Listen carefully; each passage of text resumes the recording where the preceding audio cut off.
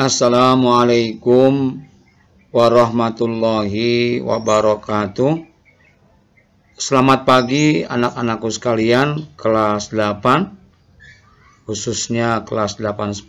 Alhamdulillah pada pagi hari ini kita dapat berjumpa kembali di pertemuan kedua dalam pembelajaran jarak jauh. Dalam pertemuan kedua hari ini dalam pembelajaran jarak jauh, Bapak akan mengulang kembali yaitu pokok bahasan pelaku ekonomi, pendalaman materi yang pernah kita bahas di semester ganjil dahulu. Jadi hari ini materi kita yaitu pokok bahasan pelaku ekonomi, pendalaman pertemuan yang pernah kita bahas di semester ganjil semester yang lalu. Anak sekalian, sebelum kita mulai belajar, kita baca doa menurut agama dan percaya masing-masing. Berdoa, kita mulai.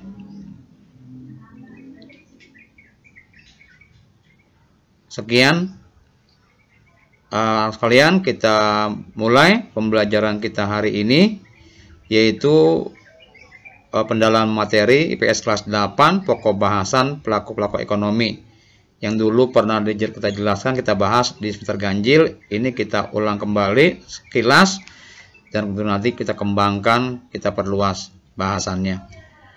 Anak kalian, kita mulai. Pengertian pelaku ekonomi.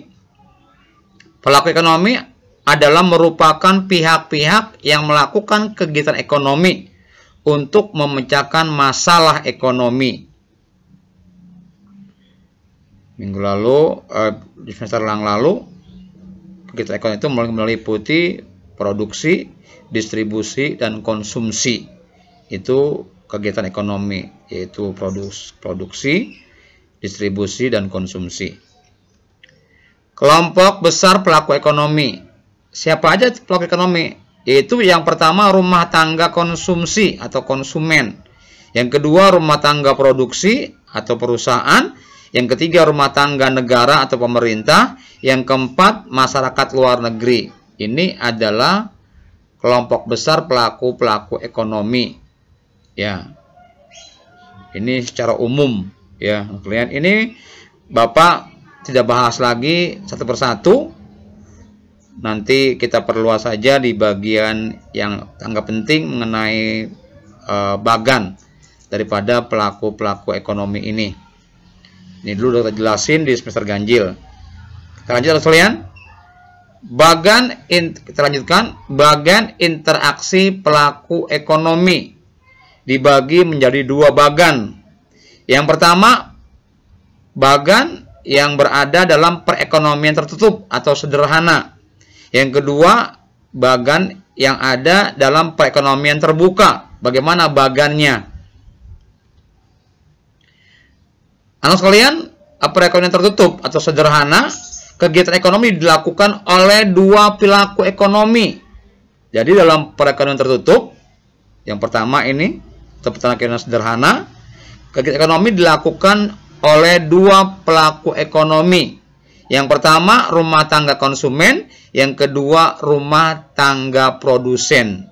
Jadi dalam perekonomian tertutup atau yang sederhana cuma ada dua pelaku ekonomi, yaitu rumah tangga konsumen, yang kedua rumah tangga produsen.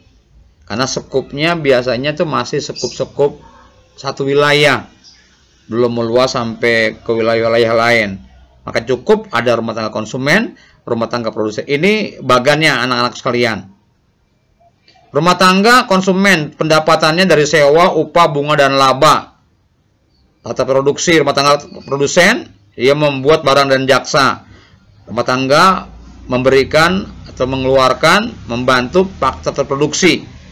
Lalu konsumen membeli barang dan jasa. Ini bagan dari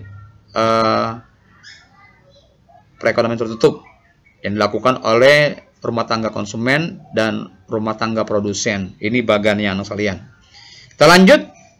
Perekonomian terbuka. Ya, kegiatan ekonomi dapat dilakukan tiga pelaku ekonomi. Siapa saja? Rumah tangga konsumen, rumah tangga produsen, rumah tangga negara. Yang berikutnya 4 pelaku ekonomi.